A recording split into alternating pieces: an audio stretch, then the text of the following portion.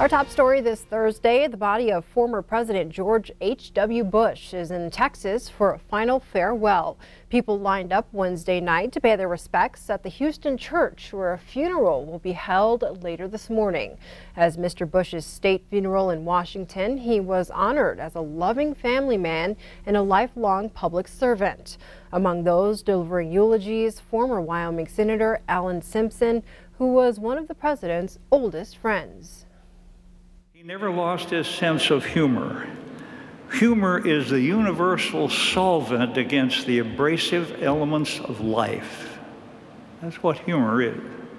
He never hated anyone. He knew what his mother and my mother always knew. Hatred corrodes the container it's carried in. It would have been so much easier to celebrate his life with him here, but he is gone. Irrevocably gone.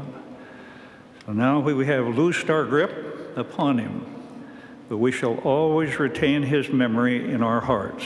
So through our tears, let us know the blessings of knowing and loving you, a great and noble man, the best father a son or daughter could have. And in our grief, let us smile knowing that Dad is hugging Robin and holding Mom's hand again. And meanwhile, closer to home, deputies in Sheridan County, Wyoming are asking for the public's help to find a missing man. 47-year-old Corey Campbell was last seen on Tuesday when he left his Sheridan home around noon.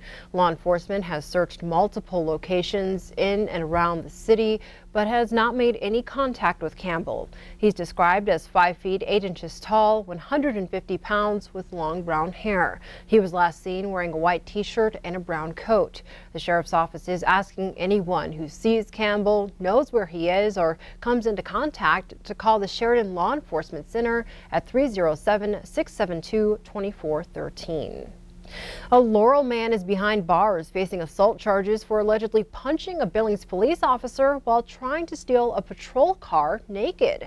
18-year-old Randy Riley was charged Wednesday with felony assault on a peace officer and 3 counts of criminal mischief. Court documents state police noticed Riley early Wednesday morning walking down Washington Street in Billings shirtless. Refusing to obey orders, police say Riley charged at them and attempted to get inside a patrol car to steal it. He then started to run away from officers and at one point stopped to strip down naked in the middle of the street. Riley then climbed onto a patrol car, damaging the hood and roof. After getting tased in the back, Riley turned around and punched a Billings police officer in the face. He was eventually handcuffed and appeared in Justice Court Wednesday afternoon. Elsewhere, the proposed sale of Avista Corporation to Canadian energy firm Hydro One Limited is dealt a major setback by the Washington State Utilities and Transportation Commission. The Washington agency refused to sign off on the $5.3 billion sale Wednesday, finding that it does not serve the public interest.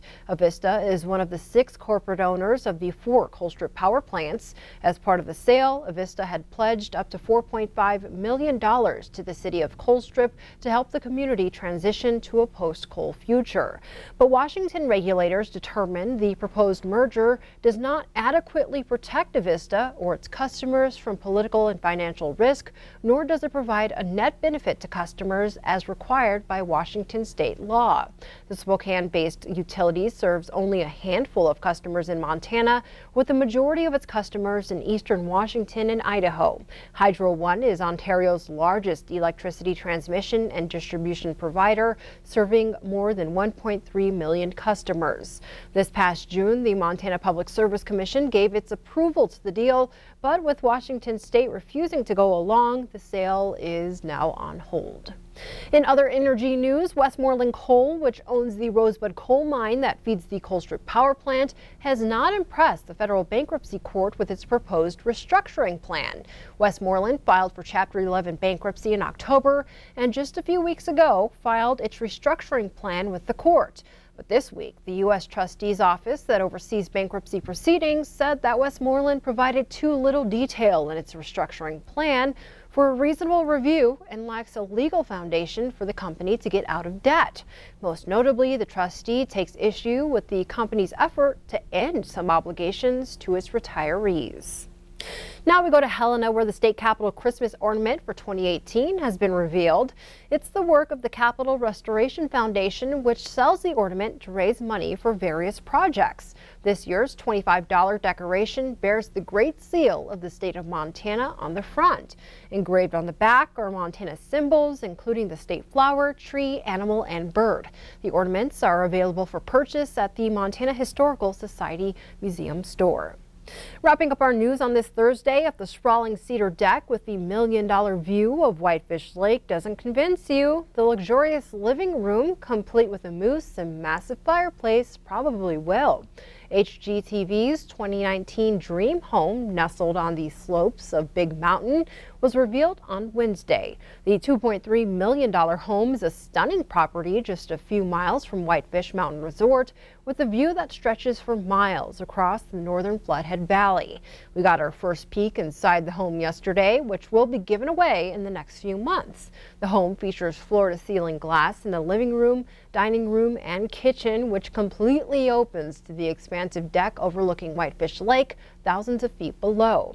Interior designer Brian Patrick Flynn used a variety of styles from Western to modern, paying tribute to Montana and the entire Pacific Northwest. It's our 23rd year for Dream Home, and every year we just try to think of dreamy locations, a place that everybody kind of imagines themselves with year-round living and real luxurious vacation destination, if you will, breathtaking views like we have here on Big Mountain and Whitefish. That's really the name of the game, so just the locale that you just imagine in your wildest dreams. You can go online at hgtv.com today and see every space in the home. It's beautiful. And then on December 28th, we'll open up our sweepstakes. You can visit hgtv.com twice a day to enter for a chance to win twice a day every day until February 18th. And that's when the sweepstakes will close, and then we'll select the winner after that in a random drawing, of course. And if the home isn't enough for you, the winner will also receive a new Honda and a check for $250,000 cash.